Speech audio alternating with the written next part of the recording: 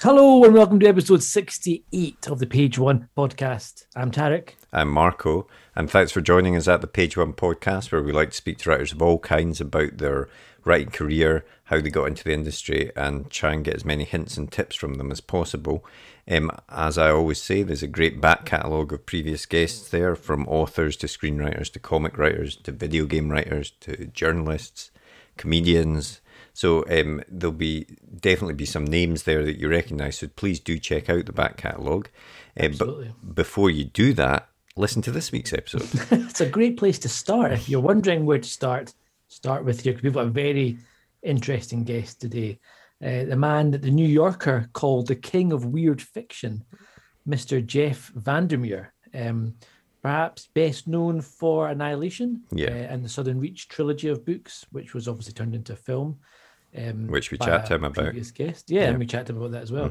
Mm-hmm. And he's written a whole bunch of stuff. He's a prolific writer. I think he says he's had something published every year since he was 13 or 14 years old. Yeah, incredible. Yeah, just having that sort of, I think he calls it the hustle in those early days, which is something we've heard from other authors as well, isn't it? You've got to have that sort of belief and get stuff out there. And as he tells us, he was, for a time, he was getting published more in Finland than he was in the US because of the type of stuff that he was writing, which is interesting. But it shows that, you've just got to try and get your work out there and someone will want to read it.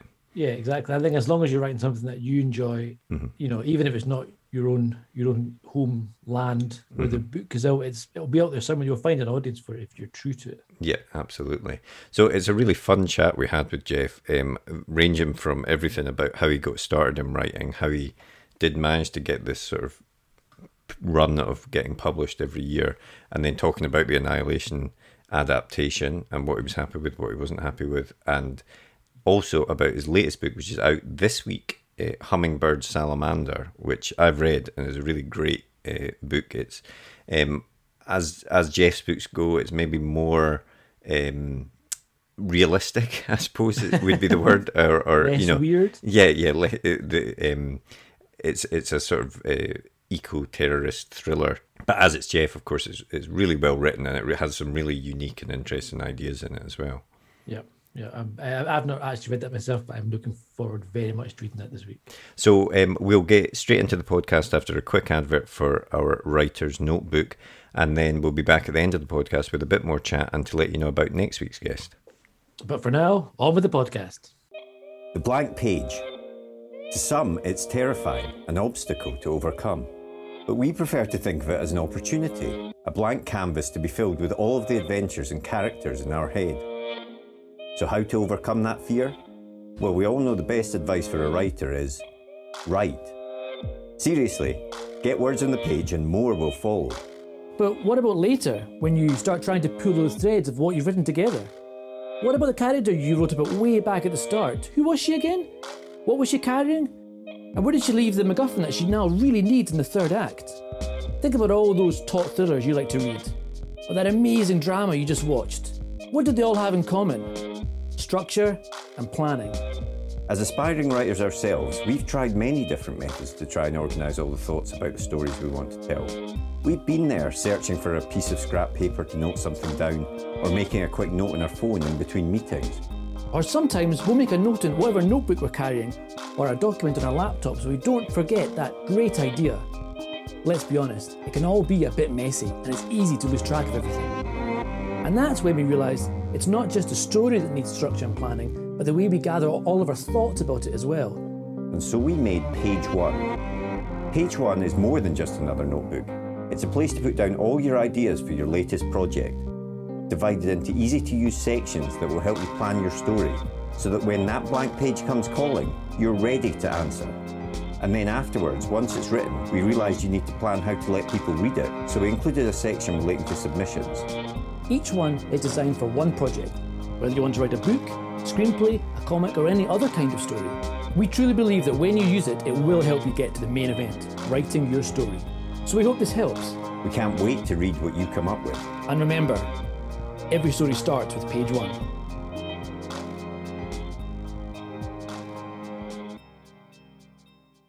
I read on your website that you started writing when you were 8 and you had your first published story when you were 14. So I take it being a writer has always been something that you've wanted to do. Yeah, I mean, I started out being very interested in keeping lists of birds when I was very young, and that weirdly morphed into doing a lot of retelling of fables. I don't know why I was drawn to that, but it's one way that I learned to write, with basically retelling things that I was reading as a kid. And so some of the Aesop fables with birds I would retell from memory and then kind of make them my own. And that's how I kind of started the transition from being interested in nature to writing stories. That's at least one of the things that happened. Excellent. And so when did you first have that sort of serious attempt at writing? When did that happen? I think right around when I was 11 or 12, I was reading a lot of Patricia McKillip novels, a very underrated fantasy writer. And so I was also playing Dungeons and Dragons, and I started just writing. I started like doing what I thought were things for Dungeons and Dragons that were actually bad pastiches of Patricia McKillip novels.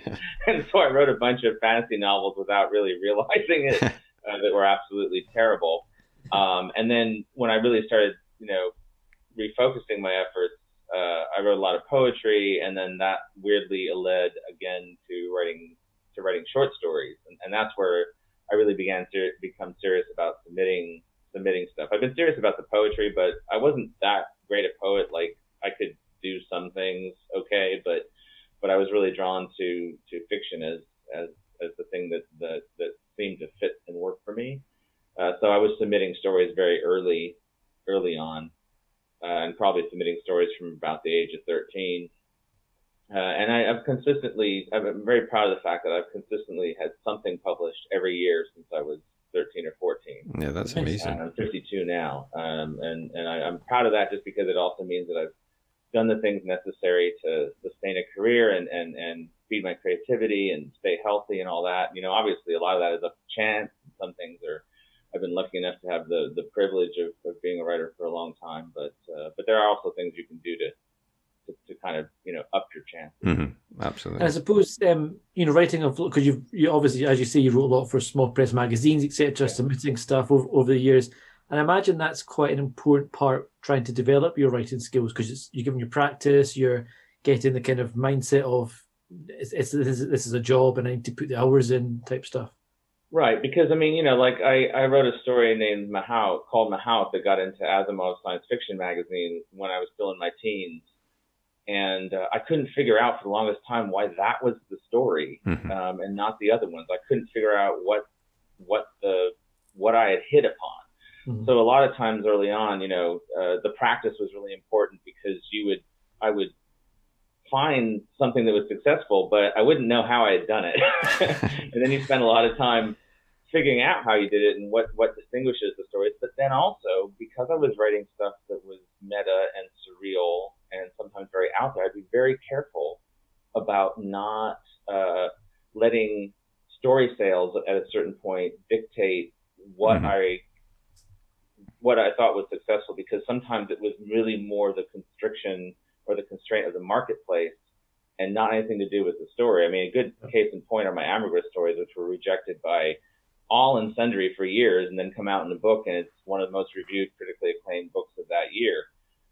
So I've also had to find that balance and be very analytical when I get feedback of any kind, whether it's through what's selling or not selling, and so on and so forth. But also not just criticism or not take it on board, at least initially, and then kind of figure that out. So what was really funny is I couldn't get published in the U.S. With some of the surreal stories. So I was actually published in Finland quite a lot, and in Europe in translation, which I love, because I gained all these connections that I wouldn't have otherwise in friendship.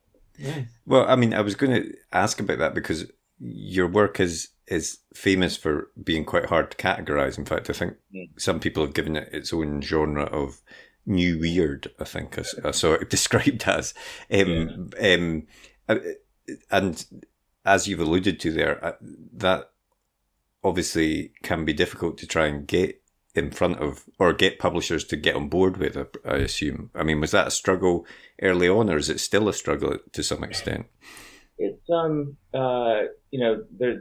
there's two answers. One is that the anchor of Annihilation, having done so well, has opened up such a broad readership that even when I do something like Dead Astronauts, which I think inherently, because it's so experimental and almost like prose poetry in places, is going to have a natural, smaller maximum audience in some of the other things I do, that maximum audience is still being reached. So it still winds up being fairly significant, like Dead Astronauts, to my surprise, has earned out its advance. So I'm very fortunate because of that. Before that point, it was really a lot more hustle involved. I mean, I was a full-time writer for 7 years before Annihilation hit, and I'm almost more proud of that than anything that came after, because that required a lot of hustle and a lot of knowing what was going on at the street level and responding to it and diversifying the kinds of things I wrote. And I learned a lot about writing during that period because I took on projects, not necessarily because I had to, but things that I enjoyed doing, but I wouldn't necessarily have done them if I didn't need the money. Which is not, those aren't mutually exclusive. It's just, if you're lucky, you get to pick and choose a little bit in that regard. I mean, a new weird as a idea. I'm grateful for the fact that for a very short time, publishers in the early part of this century thought that putting new weird on a book would sell it. And in actual fact, what happened was, what actually was happening was that China Mieva was selling books, and they thought everybody else under that label, if they could stick that label on it, would sell books too. And I sold just enough books to still be published by a major publisher during that period. Maybe because of the new weird label, maybe in spite of it, I don't know. But I'm very grateful for that. At the same time, I'm very grateful not to be labeled new weird for the most part now. And is that kind of interesting interplay between, a writer wanting to write the stories in the genre that interests them versus writing something which is maybe more, classically kind of commercial, and is it important to you that you and other writers should write what they want to write, and as opposed to trying to write something that they think will sell? Well, I think for me, everything is personal on some level, and there are structures and stories that come to me that just happen to be more naturally commercial because they more naturally fit or seem to mimic certain modes of fiction or tropes or genres.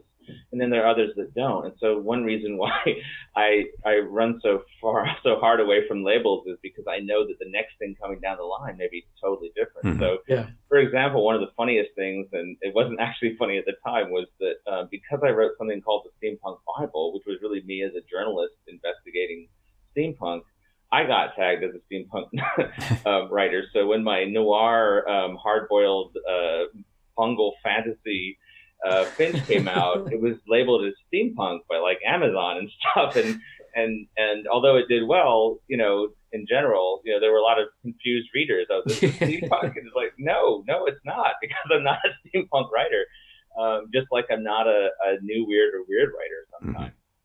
And Hummingbird Salamander, the new one, is probably the closest to realism that I would write, and so thankfully I've been twisty and turny enough on these labels that I think that that's still acceptable.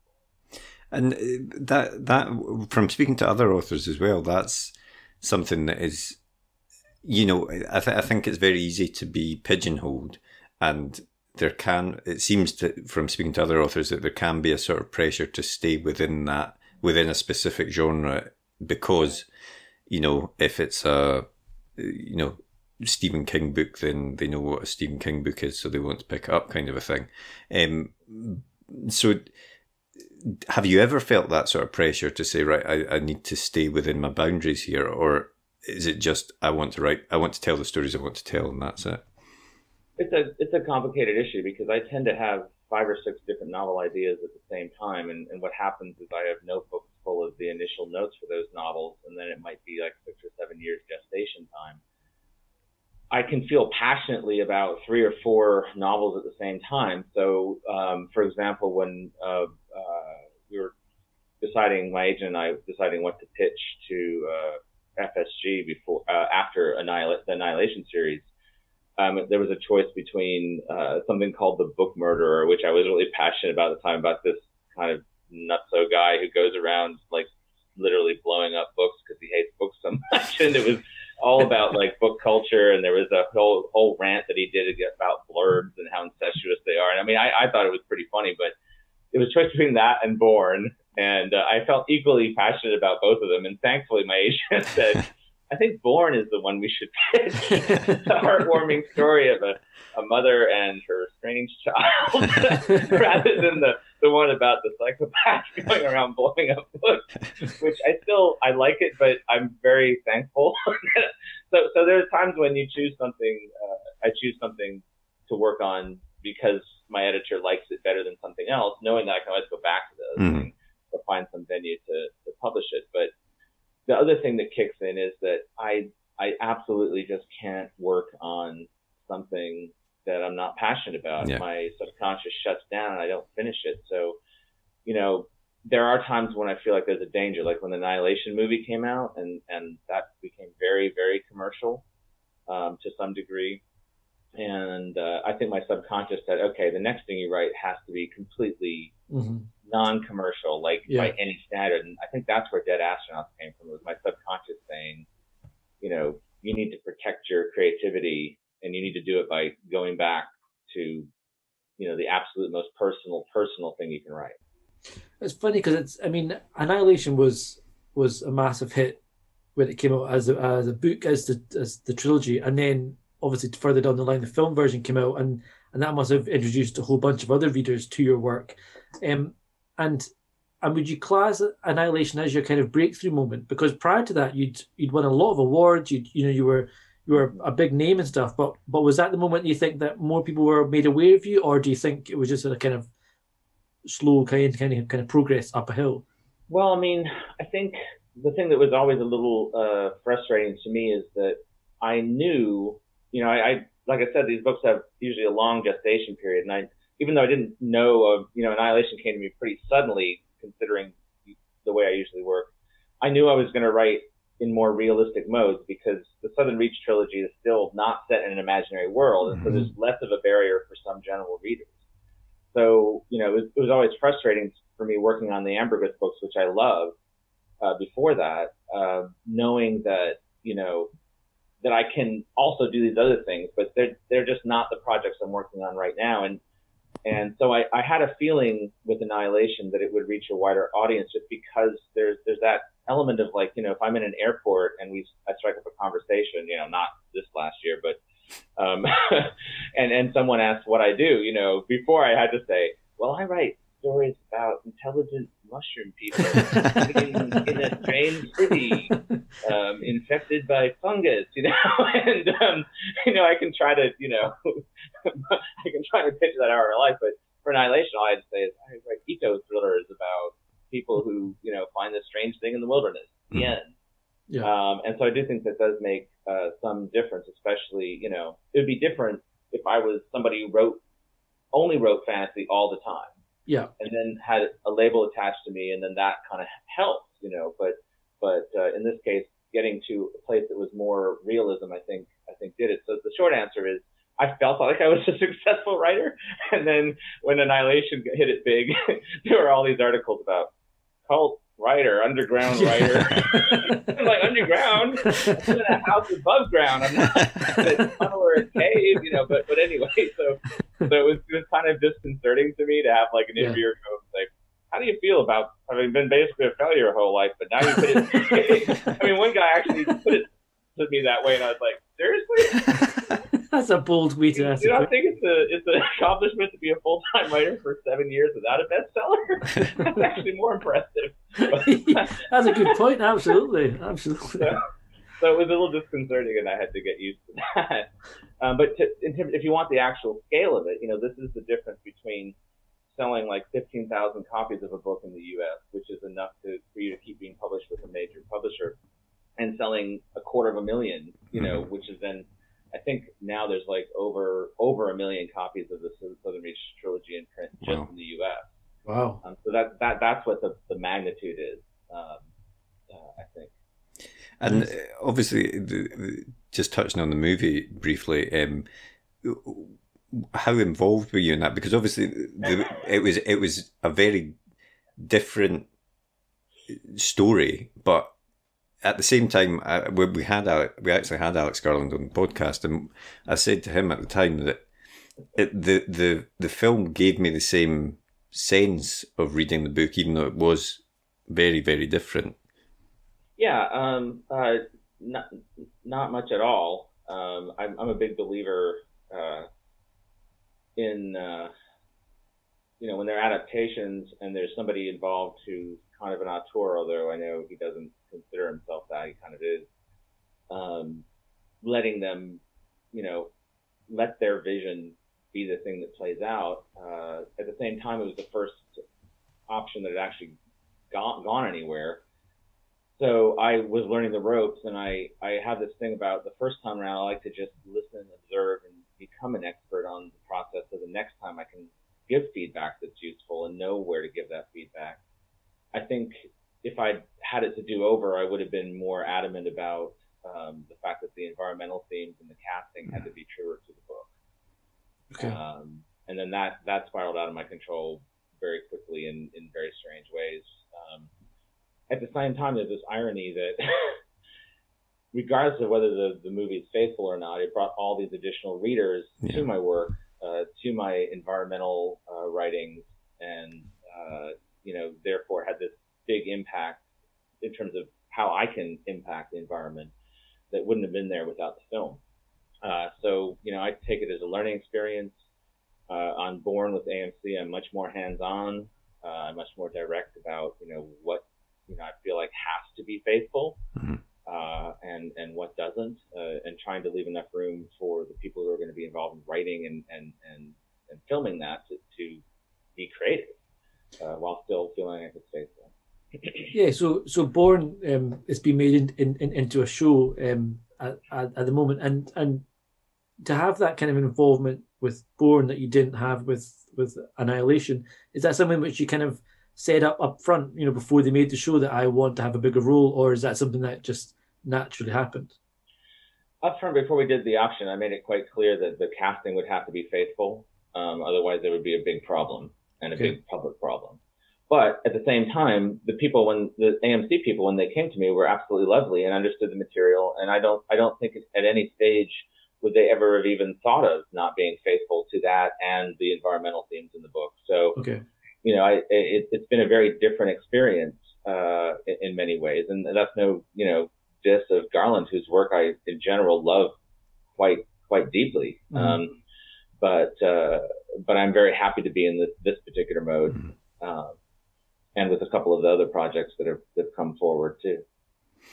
And there's quite a lot of your books which we've touched on already, which kind of tackle important topics, which are obviously important to you, such as climate change, ecosystem, etc. And is that something which you find important to address in your work? To use your work as a platform to kind of get your opinions and your ideas about this kind of area out there for other people to talk about and think about? Well, I just think it's become more and more urgent, and it's something that's in our everyday. And so it's not. There is the intentionality of, and I'm a big believer in telling my subconscious there are things that I want to emphasize, and then it just kind of comes out naturally. So I think I have definitely been saying to my subconscious, and I know it sounds a little mystical, but really it's just a different part of your brain working when you're not awake. That I want to keep working in this mode. But then also, intentionality counts too, in terms of I'll talk to a radical environmentalism class, and they'll be like, Annihilation was motivating in this way, but we also want literature that's much more direct about the problem we're facing. And I think something like Hummingbird Salamander comes out of that, which is to say that naturally the story of treating in a thriller format with this particular kind of protagonist who's very naive about environmental issues, it allows me to more directly deal with climate crisis and environmental degradation issues and eco-terrorism, or whatever you want to call it, and wildlife trafficking, just because the mystery at the center of it revolves around that. So any information I put in is actually hypercharged plot. It's not just inert exposition. So I find that kind of an interesting effect. Well, that's a good point to talk about Hummingbird Salamander. As we record this, it's out next month in April. Do you want to just tell the listeners a little bit about that book? Yeah, sure. Basically, the premise is that the narrator, who never gives her name, but she gives a false name of Jane Smith. One day, she's a securities consultant in a Pacific Northwest city, and one day a barista at her coffee shop hands her a note that has a key inside of it to a storage unit outside of town. And inside the storage unit, she finds a taxidermied hummingbird and a note indicating that there's a salamander as well somewhere. And it's given to her by a dead woman who, when she researches it, turns out to have been labeled either an eco-terrorist or environmental activist, depending on your point of view, that she doesn't know. And she's haunted by this, but she's also at a point in her life where she knows something's wrong with, she's just not comfortable with where she is in her job, her family, everything else. And so this probably has more of an impact on her than it would for some other character or some other person. And so she goes down this rabbit hole trying to investigate, why was I given this? And by the time she decides that she doesn't want to know anything about it because there's a lot going on that could actually endanger her life, it's too late. It's too late because, in this modern world we live in, as soon as you reach out, as soon as you even do a Google search, someone knows about it, right? And the wrong people know about it real fast. And I think what I also was interested in writing about is the ways in which, if you're an expert in something, like security consultant, for example, you do take the right measures, but you also kind of feel like you know what you're doing. So by the time you realize you don't, you're almost in some ways perhaps not as cautious in the ways that you should be because you feel like you know it all. And then, it just kind of like spirals out from there. And there's some scenes I'm really proud of, including one in a burning warehouse that that I don't think people will soon forget. And just going back to what you were saying before, I mean, obviously it is a thriller almost. And do you think, telling a story like that, raising these issues that you want to do, but framing it in that way is a way of getting a wider audience to engage with it? Well, I mean, it really all comes down to what the character in the story needs. So in this particular case, given a certain bluntness of the character and in their expression, it felt to me also with the story that was involved that this was the right structure for it. It could easily have wound up being another dead astronaut, depending on who the character was and what some details of the story were. But the thing is, I'm also fairly comfortable with this format. I mean, the novel Finch is basically a noir, hard-boiled mystery, and it has some beats in common, some progressions in common with a thriller. So I did a lot of research on thrillers and mysteries for that kind of became internalized. So it felt very comfortable to me. It also felt comfortable to me to pivot that way. I mean, I tend to want to do something very different after the last thing that I've done, or I get bored too easily. And I kind of wanted to ask a little bit about that process of writing a book and from going from one to the next. And do you, when you sit down to write a book or to have an idea, do you plan it all out in advance? Do you kind of just say, actually, I've just written a thriller and I want to write something else and just see what comes out, or is it a very deliberate process of sitting down and thinking, this is the type of story I want to write now? I think I just begin to get the right sense of the structure. I don't really usually, I just use the word plot, but I usually think in terms of character and structure, and I think of the novel as a structure that the character is moving through. And once I have an idea of that scaffolding, and it may not even be scaffolding that the reader sees. Like acceptance, I thought of as having the structure of a starfish with the biologist return in the center and everything else radiating out from that. Well, if you actually were to write down the structure of that book, that's not what it is, but that's kind of thematically how I saw it and what was important.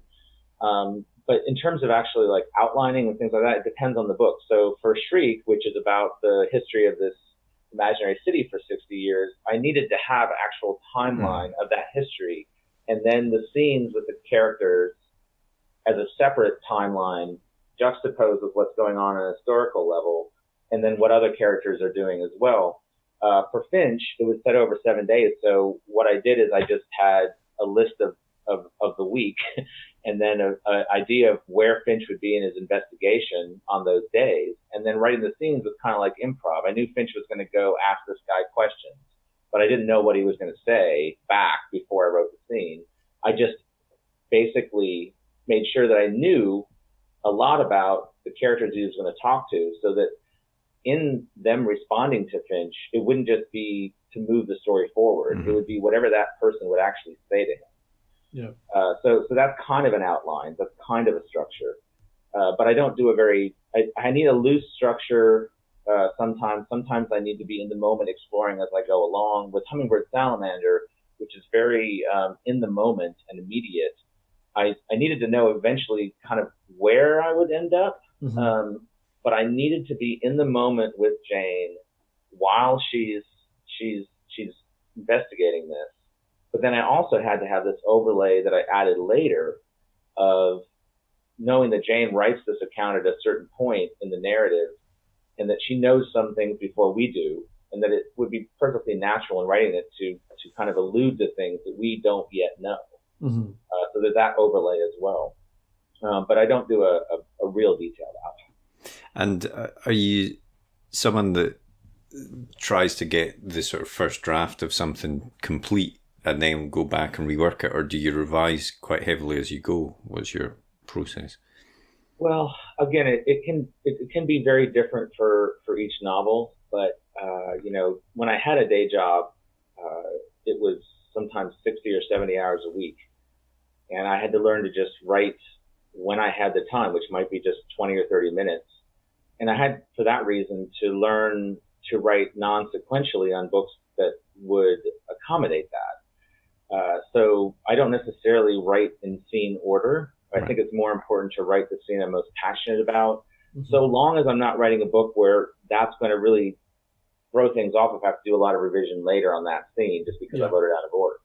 And so some books I do have to write in order. But the thing that's most important to me is getting the first 10 to 20 pages right in terms of the tone, the texture, the style, to reflect the character who is telling the story or who we're seeing through the eyes of in third person.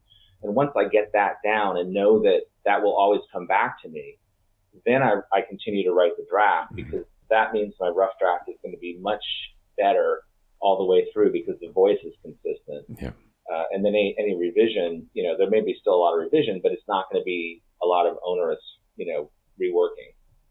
I mean, because I've tried to do that before, write something out of sequence, and I struggle with that. And I don't know if that's because I maybe approach it more from a plot point of view as opposed to character. Because I imagine, do you kind of approach things more from a character perspective if you're writing it out of view? Because whereas if it's a plot point of view, some things might change early on, and you might need to change that. But if it's a character stuff, you can kind of, if it's a scene where someone has to react a certain way to something, you can kind of do that earlier on. Is that fair to say? I think it really, when I say that I'm writing scenes out of order, basically I'm writing those scenes that I'm fairly sure are not going to change too much still. So I'm still being kind of selective. But I'm also trying to get the texture and the tone right. So I'm not so concerned if what someone says plot-wise in a scene or happens is going to change. I'm more concerned about getting the right detail for the character, the right interiority for the character voice. And if the other stuff changes, that to me is not a huge edit. And then also, I'm putting the scenes in chronological order into a document. Mm-hmm. So by the time I start writing for real, I might have 30,000 words of fragments and half scenes. So I'm not trying to force it by writing a whole scene. Okay, I see. Right? Okay. So, but if I know that, say Jane is going to go back and talk to the barista who gave her the note, there's no harm in me writing that out of sequence, just to see what that looks like. Mm-hmm. And sometimes what I'm doing is I'm writing it to see if it's even a scene I need to write. And then also, that scene, I might write it completely wrong, but that gives me an idea of how to write it when I actually do write it in sequence. Yeah. So that actually saves me time. I don't think efficiency is really something you should worry about in fiction. It's not the point. But I don't like to when I'm actually working on the full rough draft, write a lot of stuff that I'm not going to use. So the way I get around that is by doing it ahead of time. That's interesting. So it's almost like you're writing these kind of scenes as a kind of rough plan. Then before you do that actual first draft, and then you can pick and choose what stuff from that earlier work you did if you want to put into it or not. That's quite interesting. And meanwhile, doing that is telling me something about the character, because I'm trying to method act the character. Sometimes that's also more severe in that I will actually go around during the day trying to react like I think the character would act, not me, just to get a sense. And sometimes I will get scenes out of the most mundane stuff. The most famous one is probably in Authority, where the director of the Southern Reach is extremely paranoid, and he sees a mosquito squashed inside of his windshield, and he thinks someone's been in his vehicle, even though he probably just forgot that he squashed a mosquito reflexively. And, that scene came out of getting into my car in a paranoid mode, trying to channel this guy and seeing the same thing and thinking the same thing that I might not have thought if I wasn't trying to be that person. And I think it's actually a very effective little scene in the book. Yeah, that's a very interesting way of doing it, actually. To develop like these characters. And do you ever get, do you ever get stuck when you're writing these stories? Do you ever get to a point where you're like, I don't know where this is going? And if so, how do you get beyond that? Well, I think it helps to not be worried too much about whether I'm creating final material. And that's where the non-sequential thing helps a lot. It helps me not be stuck, even though I know I might not use everything that I'm doing. But sometimes I'll just do things, like I said, like be in character and record what happens during the day, and some of that will stick. Or I'll find a different perspective.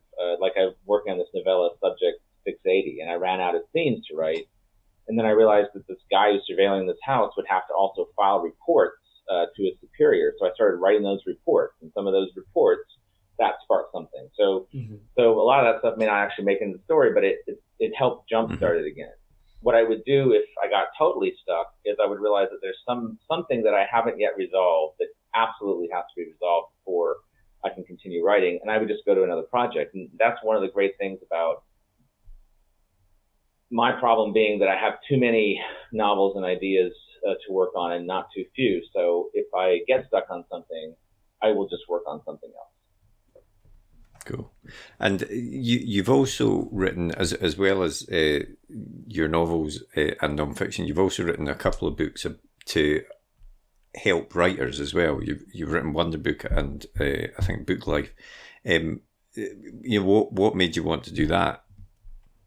Well, I do love good writing books, and I especially love the ones that are not prescriptive, that give you various ways of doing it, because that's the way I teach as a writer too at workshops. Is I'm always trying to first understand what the writer is trying to do, which requires also like meeting with and asking questions of the writer before I actually even see their manuscript, and being sympathetic to that, not trying to impose what I think their writing should be, but trying to help whatever it is that they want to do. Yeah.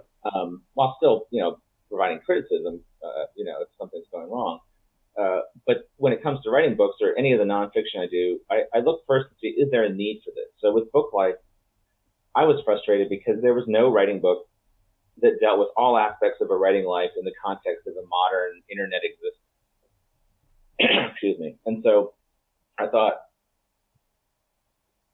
that a book that integrated all of that instead of just having one little section, which is always what cracked me up, to be a writing book, to be a section called the internet. It's like, well, that's not really how it works anymore, guys. It's actually, part of our career in a very big way. So that's why I wrote that book, is that it didn't exist. And I also wanted to write something that was, pretty much geared for somebody who has a first book coming out. Really, I mean, there's stuff you can glean if you don't, but there's very few books that are just for somebody who has a book coming out. It's mostly for writers, learning craft or career to get to that point. And then with Wonder Book, there was no fully illustrated, full color guide to writing out there. There were a couple of things by Olivia Berry, that, she does these great collages that also teach you some writing things, but it's not a systematic guide. And so when Steampunk Bible did so well, Abrams Image came back to me and said, hey, is there anything else you want to do? And I said, how about a fully illustrated writing book? And the only thing is you have to let me use my own designer and just give me all the money and I'll bring it to you camera ready. And I thought for sure they would say, no, are you kidding me? But they said yes. And it was almost a disaster because we were doing things that, quite frankly, had never been done before in terms of trying to provide visually, convey certain creative writing concepts. And of course, in doing that, there are certain things that you try that just aren't going to work out. So if I hadn't had a designer with a friend who I was working with directly, the book would never have gotten done if it had been in-house, because we had to abandon stuff. We abandoned like 150 pages of material because there were certain things that turned out you couldn't actually visualize that way. You had to put them in writing. And then the designer I was working with is a great genius kind of pop artist, Jeremy Zerfoss, but he'd never done a book before. So the first layout I saw, he thought it'd be cool to have the page number be in a different place on every page. Things like that. So there was a point about 6 months in that I was like, oh my God, there's not going to be a book. I have a shovel of eccentric things that may or may not be pages, but there's no book. And then it gradually coalesced as we cut some of the more eccentric stuff. And there's still some stuff that's maybe a little too eccentric in there, but I love the fact that we went for it. And if it's over the top in some places, that's better than not being ambitious about it. Yeah, definitely. And I suppose we have to ask the question that we're asking all the authors at the moment, which is lockdown. And how has that been for you in terms of your writing? Has it been helpful or has it been a hindrance? I have to be honest. The other part of childhood was enduring my parents, as my sister and I called it, 10-year divorce, which was this awful, horrible period as a kid of dealing with that in the background. And so, that's another reason why I turned to writing, I think, as an escape. And so when things go bad, I always go to the writing. So in some ways, I lost myself in the writing as much as I could while trying to engage with the world and be of use at the same time. But I was also helped by the fact that in Hummingbird Salamander, there is a certain isolation as she goes down the rabbit hole, and a certain amount of paranoia and whatnot that I just channeled from what was going on between the elections and the pandemic into the novel. So again, kind of method acted it out, and it was actually great therapy to try to get through it. And I was just lucky that the project accommodated this. A different kind of project like Borne would not have. Also, I do garden a lot. On Twitter. And apparently, support about 1,000 birds in the yard. Yeah. And is it going to affect the launch, or are you going to have a different kind of launch for it? I don't see things changing as much. There was a point at which I thought things were going to change. Like, I was originally told for the U.S. that the maximum number of events, because they're all virtual and anyone can sign up, is about 4. But then that changed as kind of the mood of the country changed. But then also there was this realization that there were still very loyal audiences and readers for particular independent bookstores, and that a lot of these bookstores have very robust outreach to those readers. And so more and more, it's looking more like a traditional tour. I think there's going to be more like 20 events, but virtual. And it's just that I think the beats and the pacing of the events change. Like, I really want to be available for the event 10 minutes ahead of time so I can be in the chat room, doing what I would normally do if I was in a live event, which is I would be kind of chatting with the audience and just kind of warming them up before I actually do my reading and anecdotes or whatever. And also doing more interaction that way during the thing. And, there'll probably be more giveaways and things, and it'll just look a little different, for me at least, than your normal in-person event where they usually pair you with somebody, which we'll still be doing, but we'll be doing like other things in between. Like one of the events, one of the prizes, and it's not really ruining it because you don't know which one, the local wildlife rescue people are going to bring an owl over. Cool. Just for like 5 minutes, Yeah. So I think the pacing of these things has to change, because if you just watch or have to, as an author, do that many events that are exactly the same format, just because that's what usually works for live events, not a good thing.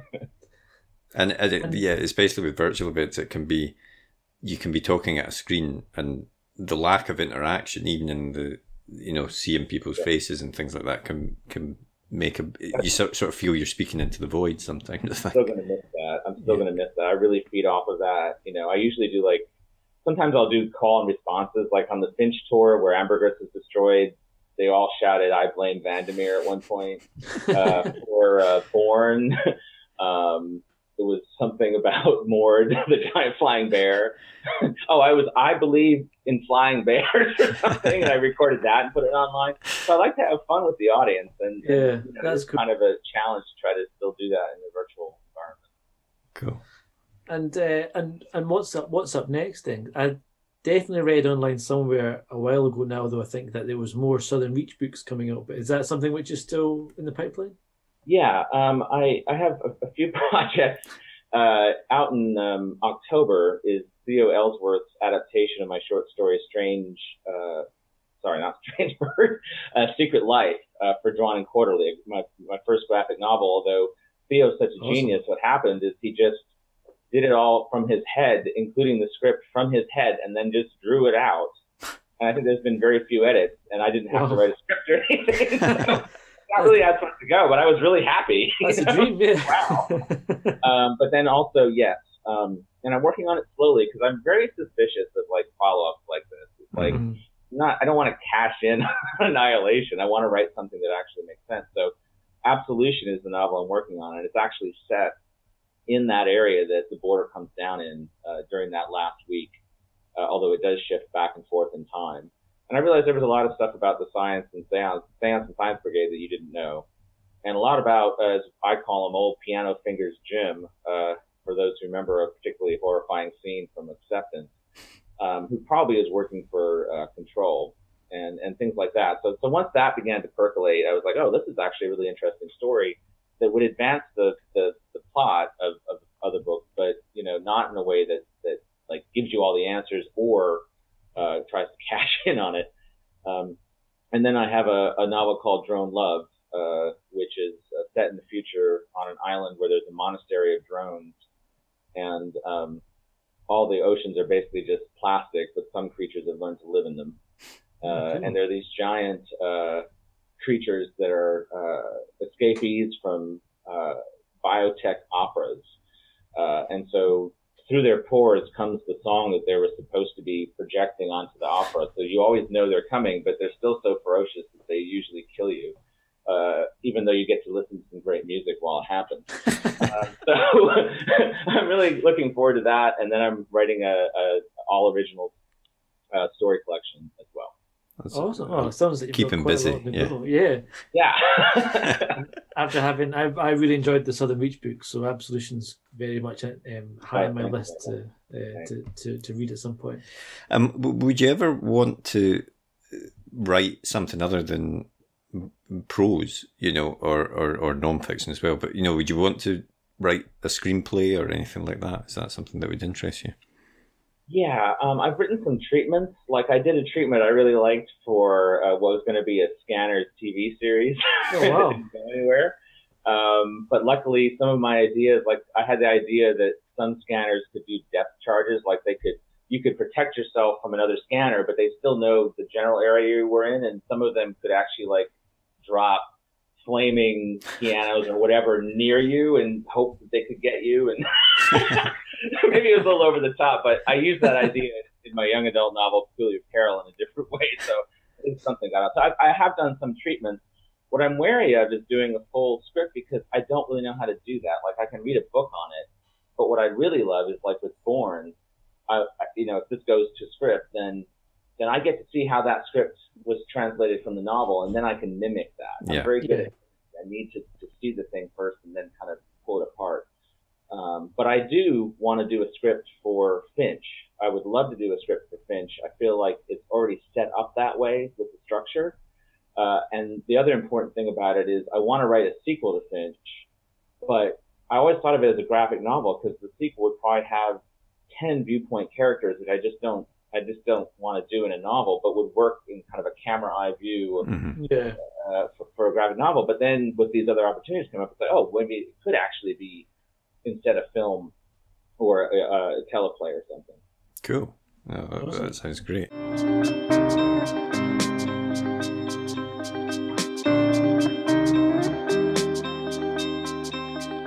What was the last book that you read? I'm reading like 6 or 7 books at once, which is why this is a difficult question.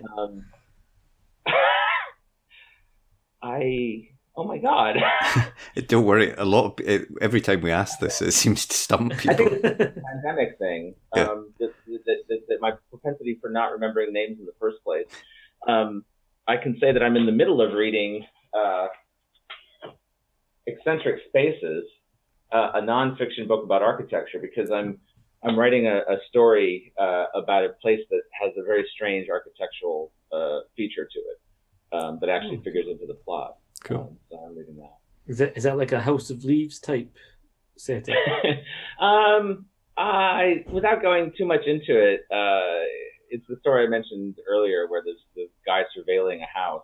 The house was built by the same architect, and he doesn't know that they're actually connected, and just other kinds of weird stuff. Cool. Oh, cool. Nice. And what about the last film that you watched? Well, I watched the Small Axe films on Amazon. And the director's name is going to escape me, but they're absolutely brilliant. Steve McQueen. Yeah. Steve McQueen, yeah. They're absolutely brilliant stuff. Brilliant pacing. It was just a joy to watch those, and horrifying in places, obviously, and painful, but also really, really beautiful films. Nice. And the last TV show that you watched or are watching?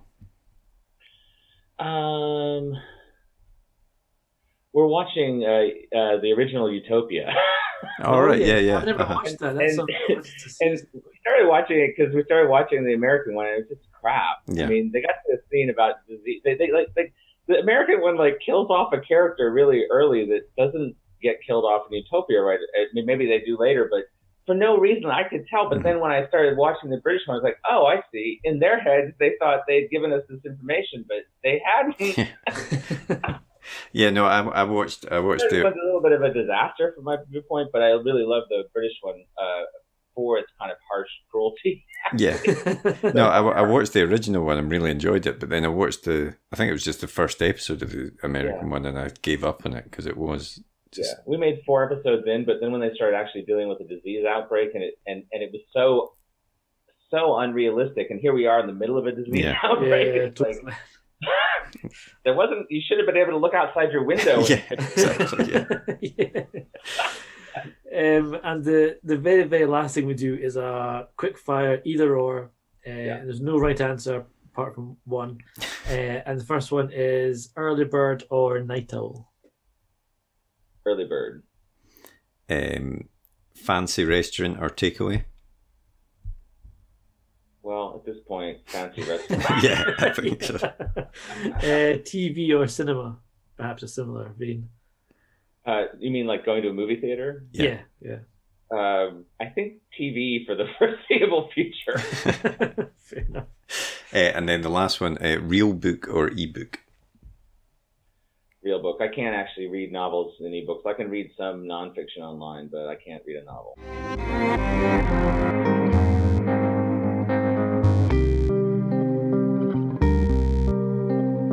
Well, I think the take-home message for me for that chat was that there's more books in the Southern Reach series coming. Yeah, it's interesting that he's revisiting that after doing the trilogy, but it does sound like, you know, he's only going back to it because he's got an idea that he thinks is going to work there. Yeah, because it's a trilogy that it kind of feels like it wraps up nicely. There's, you know, it's a really weird trilogy, but it's a fantastic read, and I'm glad that he's only going back. I'm glad there's more of it, and I'm also glad he's only going back to it because he feels he's found the story for it, and it's not like a kind of being forced to write it for the sake of it. So I'm very excited. And just on the Southern Reach, I thought it was really interesting when he was talking about the way he develops his characters, and he'll sort of almost method act as the characters sometimes to try and get into their head and see what it was. And that scene he was talking about where he gets into the car and he sees a mosquito squashed on the windscreen, right. And because he was in the mindset of that character, he sort of brought that paranoia, and what would that character think about that? And all. Yeah. So it's a really interesting a way of you know, building out your characters in a realistic way, I think. Yeah, because I think sometimes sort of find it's very easy for your characters to become very samey because they're, you know, when you're just kind of broad brush stuff on the page that you're just doing as you write. I think it's something where you can get out of your own headspace a little bit and explore characters. A great way of doing it. I've tried it myself a few times, but only with sex scenes.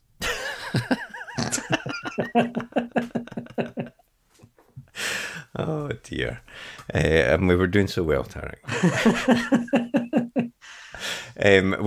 Thanks very much to Jeff for coming onto the podcast. We really appreciate him taking the time to come onto the podcast. And as I said at the start, Hummingbird Salamander is out this week, I think in the US and elsewhere in the UK certainly as well. And I would highly recommend it because it really is a great book. And if you've not read Jeff Vandermeer before as well, I would say it's a good starting off point because it is a bit more accessible than some of his other stuff, I think.